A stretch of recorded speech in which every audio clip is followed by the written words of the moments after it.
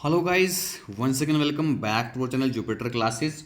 सो guys, जैसे कि हमने ये सीरीज स्टार्ट की हुई है जिसमें हम यहाँ पर प्रीवियस ईयर के कुछ क्वेश्चंस यहाँ पर आपके साथ डिस्कस कर रहे हैं। ठीक है, तो आज की इस वीडियो में फिर से हम जीके के कुछ यहाँ पर क्वेश्चंस करेंगे जो कि आपके एग्जाम में पहले पूछे गए हैं।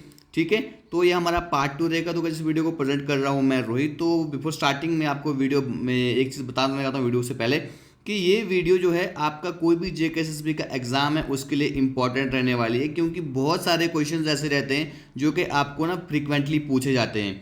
तो आप यहाँ पर देखते हैं कुछ हमारे कोर्सेज हैं जो कि आपको आप परचेज कर सकते हो अगर अभी आप जेकेएसएसबी की तैयारी कर रहे हो। ठीक है, अभी जो एग्जाम है सुपरवाइजर का उसकी अगर आप तैयारी कर रहे हो तो ये बुक कब सोशलाइजेशन की है।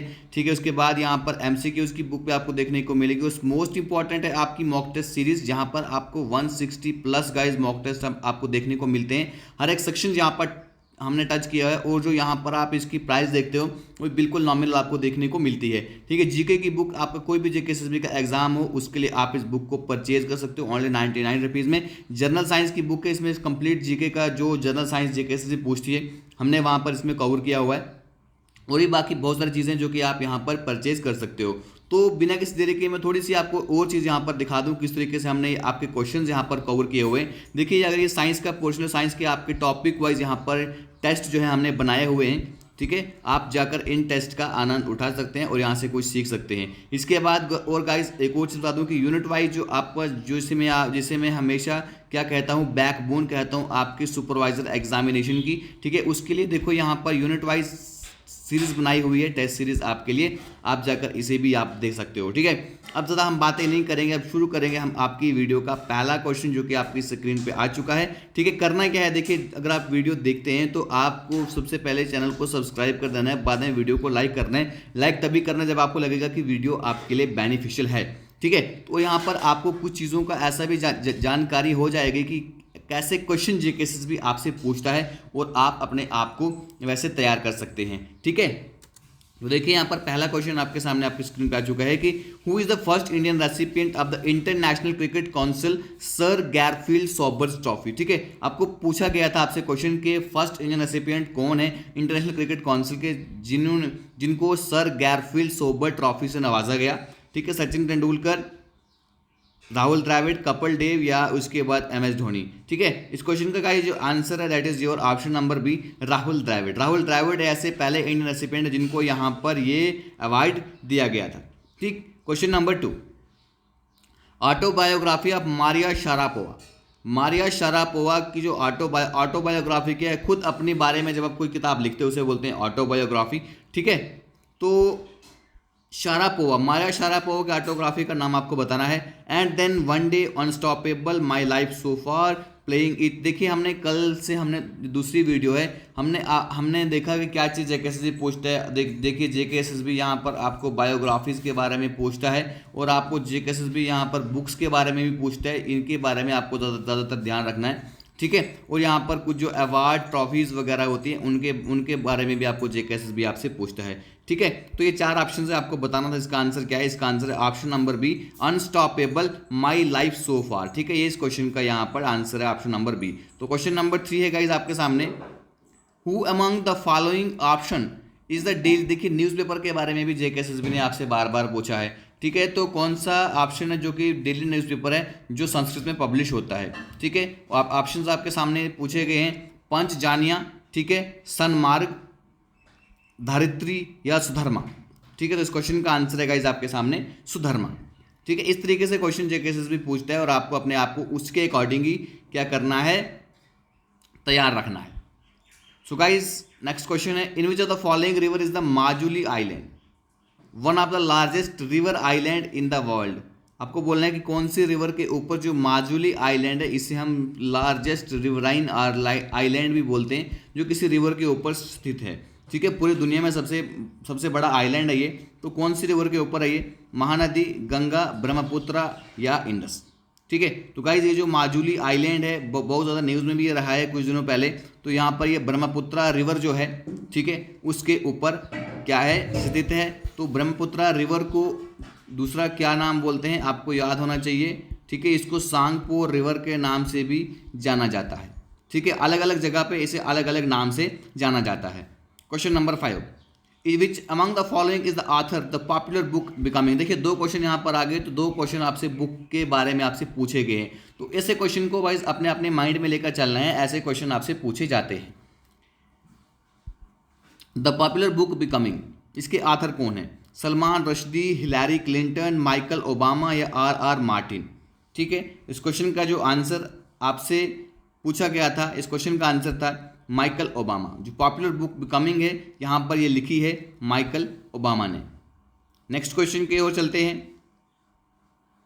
अब यहाँ पर अवार्ड के बारे में पूछा गया है, तो इनकरेक्ट स्टेटमेंट यहाँ से आपको पूछी गई है कि आपको बतानी है कि जो रैमन मैगसेसे जो अवार्ड है 2018 का, उसके रिलेटेड आपको इनकरेक्ट स्टेटमेंट यहाँ पे पूछी गई थी, वो आपको बतानी थी। तो आप इन ऑप्शंस को पढ़ लीजिए, तो मैं आपको आंसर इसका बताता हूँ कि 2018 में जो ये भारत वतवानी जो है, इसको यहाँ पर रिकॉग्नाइज किया गया था रैमन मैगसेसे अवार्ड के लिए। ठीक है, किसके लिए? The rescue of 1000 of mentally ill street dwellers. जो यहाँ पर मेंटली इल स्ट्रीट ड्वेलर थे, उनको यहाँ पर इसने रिकॉग्नाइज किया था, ये सही आंसर था।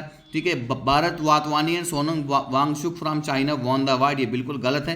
ठीक है, ये आंसर सही नहीं है। सोनम वांगचुक को भी अवार्ड मिला था, किसके लिए? Was considered for harnessing nature culture and education for progress of the community. ठीक है, ये लद्दाख के हैं। अभी आपने देखा होगा सोनम वांगचुक जो है, उनका वहाँ पे बहुत ज़्यादा स्ट्राइक चल रहा था। भारत वातवानी एंड सोनम वांगचुक, ये दोनों इंडिया से हैं, इनको ये अवार्ड दिया गया था। ठीक है, ऑप्शन नंबर बी यहाँ पर आपका राइट आंसर है। इनकी इनकरेक्ट स्टेटमेंट यहाँ पर आपसे पूछी गई थी। Question number 7, national farmer day जो कि 23 दिसंबर को सेलिब्रेट किया जाता है। ठीक है, 23 दिसंबर को ये सेलिब्रेट किया जाता है, तो इसके बारे में आपको बोलना है कि ये किसका जन्मदिन यहाँ पर मनाया जाता है as a national farmer day. Chaudhary Charan Singh, doctor MS Swaminathan, VV Giri या डॉक्टर वर्गीस कुरियन। ठीक है, डॉक्टर वर्गीस कुरियन। तो इस क्वेश्चन का गाइस जो answer that is option number है चौधरी चरण सिंह। आपसे क्वेश्चन पूछूंगा कि डॉक्टर MS स्वामीनाथन को किसके लिए जाना जाता है, क्वेश्चन का आंसर कीजिएगा। और डॉक्टर वर्गीस कुरियन को किस चीज़ के लिए जाना जाता है, सर्च कीजिएगा।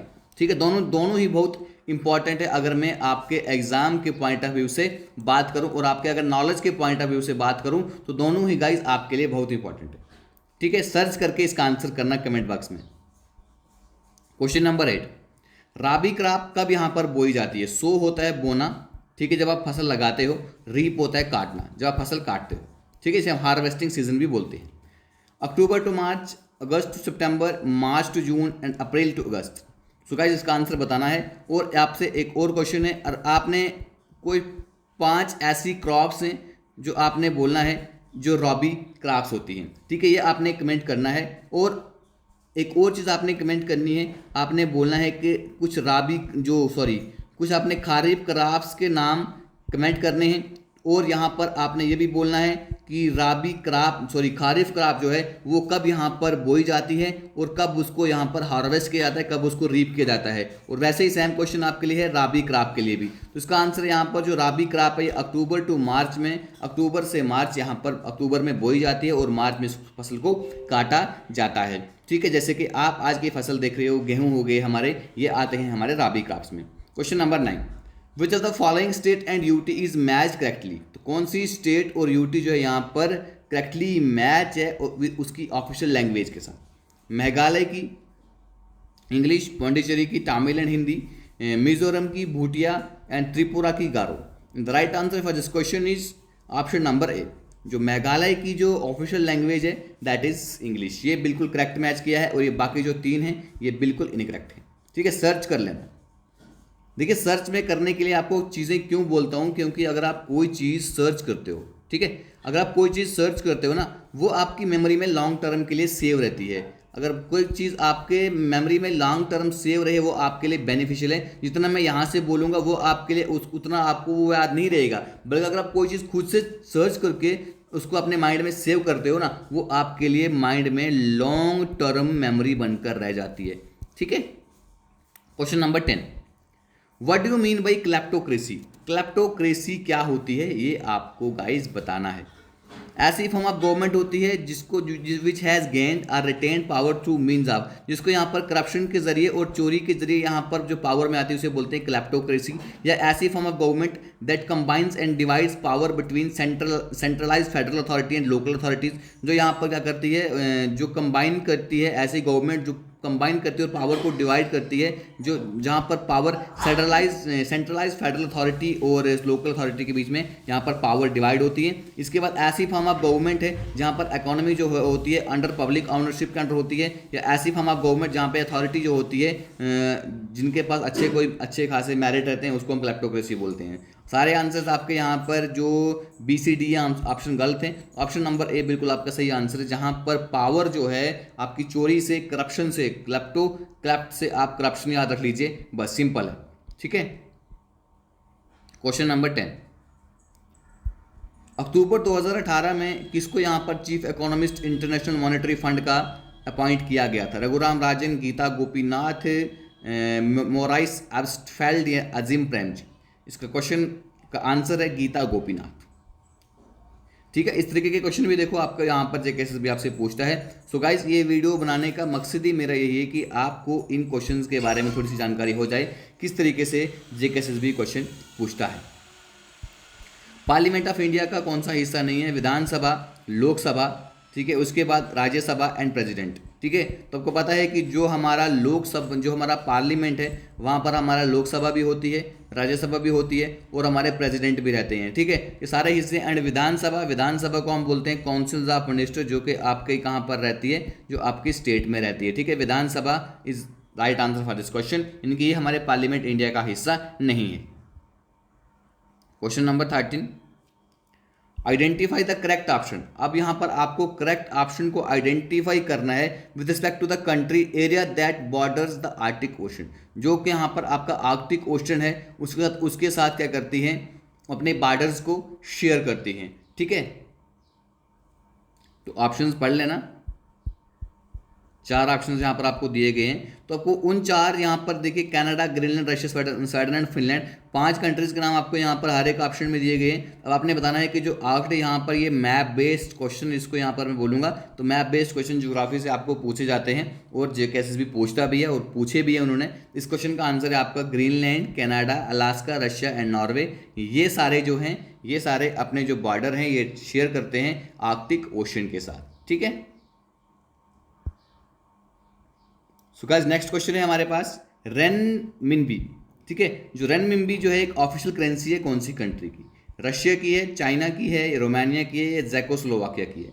ठीक है। इसका सबको पता होगा कि चाइना की करेंसी है। देखिए, करेंसी से भी क्वेश्चन पूछे जा सकते हैं आपके एग्जाम में। ठीक। चाइना जो है, चाइना की करेंसी है रेनमिनबी। रशिया की अगर मैं बोलूँ तो रशिया की करेंसी है रशियन रबल।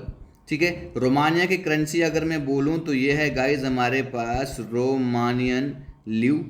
ठीक। ज़ेकोस्लोवाकिया की अगर आपसे पूछी जाए कभी तो करेंसीज को भी गाइज याद कर लेना। ठीक है। ज़ेक कोरोना। ठीक है। ज़ेकोस्लोवाकिया की है ज़ेक कोरोना। आप खुद से भी सर्च करना ताकि आपको लंबे समय के लिए ये चीज़ें याद रहें। ठीक। अब बढ़ते हैं नेक्स्ट क्वेश्चन की ओर।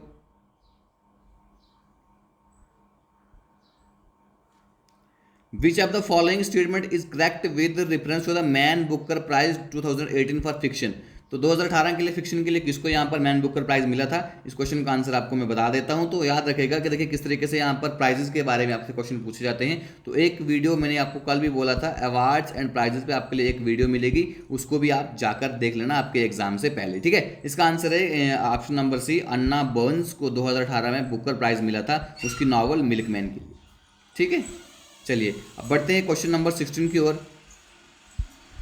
इंपॉर्टेंट है, कौन सा रीजन है जिसको यहाँ पर, जहाँ पर राइस सबसे ज़्यादा यहाँ पर बनते हैं, फर्स्ट रैंक उसको आता है? गोदावरी, कृष्णा, डेल्टा, पंजाब, उत्तर प्रदेश या वेस्ट बंगाल? ठीक है। And right answer for this question is option number D, West Bengal. आज भी है और तब भी यहाँ पर जो फर्स्ट रैंक था इसका राइस के प्रोडक्शन में वो था। ठीक। तो नेक्स्ट क्वेश्चन है गाइज यहाँ पर आपके सामने, which are the following option correctly match? कौन सा ऑप्शन है यहाँ पर जो यहाँ पर बिल्कुल सही यहाँ पर मैच होता है? तो ऑप्शन नंबर ए है आपका बैटल ऑफ बक्सर 1769 में, ऑप्शन नंबर बी है आपका पिट्स इंडिया एक्ट 1784 में, ऑप्शन नंबर 3 आपका बैटल ऑफ प्लासी 1754 में, एंड ऑप्शन नंबर 4 है गाइस यहाँ पर आपका परमानेंट सेटलमेंट ऑफ बंगाल 1798 में। ठीक है, अगर आपने हिस्ट्री वाला पार्ट जो अच्छे से आपने कवर किया है तो इस क्वेश्चन को आप, मैं बोलूँगा, कच्चा चबा जाओगे। देखिए, बैटल ऑफ बक्सर जो है आपको पता है कब हुई थी, 1764 में हुई थी। पिट्स इंडिया एक्ट जो है ये बिल्कुल यहाँ पर ठीक है, ये करेक्टली मैच है। और बैटल ऑफ प्लासी कब हुई थी, 1757 में हुई थी। ठीक है, इसके बाद जो नेक्स्ट ऑप्शन है आपके सामने, permanent settlement of Bengal. Permanent settlement of Bengal कब हुई थी, ये हुई थी 1793 में। ठीक है, तो यहाँ पर आपका ऑप्शन नंबर बी सही आंसर है। देखिए, इस तरीके से क्वेश्चन भी आपको जेकेएसएस भी पूछते हैं, ये नहीं कि किस किस के बीच में हुई थी आपको पता होता है, लेकिन डेट्स कभी कभी पता नहीं होती है, पता होकर भी आप क्वेश्चन को गलत करके आ जाते हो। Question number 18, Who was the first Indian woman athlete to win gold in the women 4400 metre rifle final race the IAF world under 20 athlete? देखिए किस तरीके से आपको करंट अफेयर से क्वेश्चन स्पोर्ट्स के पूछे जाते हैं। तो आपको करंट अफेयर, मैंने कल भी बोला था, करंट अफेयर आपको कभी भी मिस नहीं करना है आपके एग्जाम पॉइंट ऑफ व्यू से लेकर। जब भी आपका एग्जाम है, आपने लास्ट 6 या 8 मंथ करंट अफेयर पढ़ने ही पढ़ने हैं, तब जाकर आपने एग्जाम में जाकर बैठना है। ठीक है, सो दैट कि आपके 2 से 3 नंबर वो कहीं नहीं जाएं। ठीक, इस क्वेश्चन का आंसर था, इस क्वेश्चन का आंसर था option number C, Hima Das. क्योंकि अब ये क्वेश्चन हमारे लिए इंपॉर्टेंट नहीं है, हम ज़्यादा इसको नहीं देखेंगे, बस आपके लिए था कि आपको दिखाने के लिए था ये क्वेश्चन कि किस तरीके से जेकेएसएसबी ने यहाँ पर पहले ये क्वेश्चन पूछा है। अब भी ऐसा क्वेश्चन पूछ सकती है, जाकर आज की डेट में सर्च कर लेना। 19th question, which of the following nation joined ASEAN as its 7th member in 1995? ठीक है, आपको बोलना है कि जो यहाँ पर एशियान है, ठीक है, इसका 7th मेंबर जो है 1995 में किसने यहाँ पर ज्वाइन किया था और इसका 8th मेंबर बना था। ठीक है, तो देखिए एशियान के बारे में थोड़ा सा मैं आपको जानकारी दे दूं। एशियान होता क्या है, ये एक एसोसिएशन है। ठीक है, association of south east Asian nation. जो यहाँ पर साउथ ईस्ट एशियन नेशन जो है, ठीक है, उसकी एक एसोसिएशन होती है। ठीक, तो गाइस इसको यहाँ पर बनाया कब गया था वो भी आप जान लो कि इसको 8 अगस्त 1967 को इसको बनाया गया था। कहाँ पर बनाया गया था, बैंकॉक थाईलैंड में बनाया गया था। याद रखिएगा, इसका अगर आपसे हेडक्वार्टर पूछा जाए, एशियान का अगर कभी आपसे हेडक्वार्टर पूछा जाए तो आपने याद रखना है जकार्ता। जकार्ता कहाँ पर है, जकार्ता है गाइस आपका इंडोनेशिया में। ठीक है, जकार्ता कहाँ पर है आपका, जकार्ता इंडोनेशिया में है। ठीक है,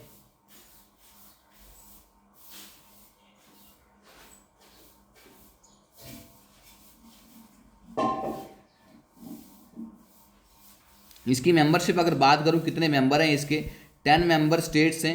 ठीक है, और इसको यहाँ पर 2 इसकी ऑब्जर्वर स्टेट हैं। अगर मैं बात करूं कि जो एशियान है इसके आज सेक्रेटरी जनरल कौन है, इनके बारे में आप जान सकते हो, काओ किम होन। ठीक है, याद रखिएगा, इतना ही आपके लिए इंपॉर्टेंट है जो आपको जानना इसमें ज़रूरी था। ठीक है, अब हम देखते हैं इस क्वेश्चन में कि 7th मेंबर 1995 में इसका कौन सा बना था। That was your Vietnam. ठीक है, दैट वाज योर वियतनाम। ठीक है, एक बार थोड़ी सी जानकारी मैं आपको इसमें यह भी बता देना चाहता हूं कि इसके जो है मेंबर हैं वो कौन कौन है।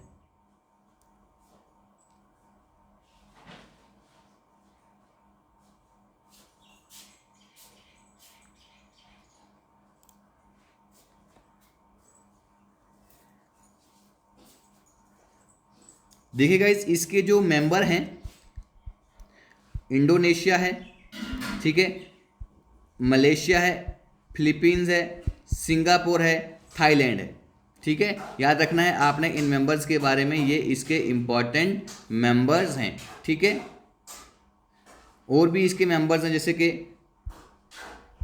ब्रुनाई है, कंबोडिया है, लाओस है, मलेशिया है, म्यांमार है, फिलीपींस है, सिंगापुर, थाईलैंड, वियतनाम में तो स्टार्टिंग में इसके मेंबर्स थे। ठीक है, इतना आपने इस क्वेश्चन के में की जानकारी रखनी है सो दैट कि आपसे ये क्वेश्चन ना छूटे अगर आपके एग्जाम में पूछा भी गया। ठीक, अब बढ़ते हैं अपने हम क्वेश्चन नंबर 20 की ओर, and this is the last question of the video. Which of the following option is matched correctly? इनमें से कौन सा ऑप्शन है जो यहाँ पर करेक्टली मैच किया हुआ है। 20 क्वेश्चन करेंगे। ठीक है, नेक्स्ट वीडियो में भी इसके 20 क्वेश्चन करेंगे। ठीक है, ताकि आपको वीडियो छोटी छोटी लगे और ज़्यादा इन्फॉर्मेशन आपको यहाँ पर मिले। इंटरनेशनल मॉनेटरी फंड का जो हेडक्वार्टर है वियना ऑस्ट्रिया, आपसे ऑप्शन पूछा गया है। ऑप्शन नंबर बी, यूनेस्को का हेडक्वार्टर मैड्रिड स्पेन में है। उसके बाद ऑप्शन नंबर सी, WHO का हेडक्वार्टर जेनेवा स्विट्जरलैंड में है। ILO का हेडक्वार्टर वियना ऑस्ट्रिया में। ठीक है, तो यहाँ पर आपको बताता चलूँ कि जो आपका बिल्कुल सही आंसर है जो WHO का हेडक्वार्टर जो गाइस जेनेवा स्विट्जरलैंड में है। कहाँ पर है? जेनेवा स्विट्जरलैंड में है। सर अब बाकियों को भी बता दीजिए, बताते हैं। ठीक है, जो IMF का हेडक्वार्टर है, ठीक है, IMF का हेडक्वार्टर जो है गाइस कहाँ पर है, आपने याद रखना है। IMF का हेडक्वार्टर जो है वाशिंगटन DC US में। ठीक, उसके बाद जो गाइस यूनेस्को है, ठीक है, United Nation Educational Scientific and Cultural Organisation, इसका हेडक्वार्टर जो है कहाँ पर है सर? इसका हेडक्वार्टर कहाँ पर है? इसका हेडक्वार्टर है हमारे पास फ्रांस पेरिस में। ठीक है, सॉरी उल्टा बोल दिया, पेरिस फ्रांस में। इसके बाद सर ILO का भी बता दीजिए, इंटरनेशनल लेबर ऑर्गेनाइजेशन। तो गाइस इसका जो हेडक्वार्टर है वो कहाँ पर है? Geneva Switzerland. कहाँ पर है? जेनेवा स्विट्जरलैंड में इसका हेडक्वार्टर है। So guys this was all about today's video. तो गाइस अगर वीडियो आपकी अच्छी लगी होगी, कुछ सीखा होगा, तो चैनल को लाइक कर देना। ठीक है, वीडियो को लाइक कर देना, चैनल को सब्सक्राइब जरूर कर देना। ठीक है, तो खत्म करते हैं फिर आज की वीडियो। तो कल इसके और 20 क्वेश्चन आपके साथ लेकर आऊँगा। डेली 20 क्वेश्चन डिस्कस करेंगे, तो दैट वीडियो भी छोटी हो और आपको ज़्यादा से ज़्यादा इन्फॉर्मेशन भी यहाँ पर मैं दे पाऊँ। ठीक है, तो खत्म करते हैं फिर आज की video. Thanks for watching, have a good day, bye bye.